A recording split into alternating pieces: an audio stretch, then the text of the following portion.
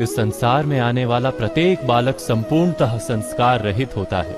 उसके अंतर पर ना किसी अच्छे संस्कार के चिन्ह अंकित होते हैं, ना ही बुरे संस्कार के। अर्थात जन्म से बालक में ना कोई गुण होता है और ना ही कोई दोष। तो ये दोष अथवा गुण किस प्रकार प्राप्त होते हैं, क्या हमने कभी विचार किया है? जो बात माता पिता के मुख से निरंतर सुनी जाती है, वही बात उनकी संतानों के हृदय का संस्कार बनती है। जैसे किसी गांव में नदी तट तक एक पगडंडी बन जाती है केवल उस मार्ग पर बार बार चलने के कारण। अर्थात माता पिता के हृदय की इच्छाएं उनकी संतानों के हृदय का दोष अथवा गुण बनकर जन्म लेती हैं। क्या ये सत्य नहीं?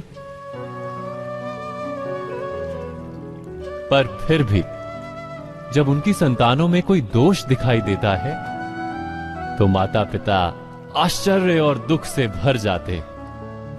माता पिता का हृदय ये प्रश्न करता है कि उनकी संतानों में ये कुसंस्कार आए कहां से।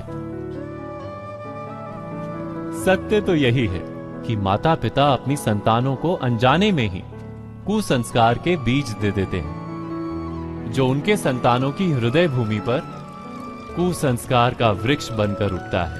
अर्थात अपनी संतानों को सुसंस्कारी और धर्ममय बनाने की आशा रखने वाले प्रत्येक माता पिता को प्रथम अपने हृदय की इच्छाओं पर अंकुश रखना क्या अनिवार्य नहीं?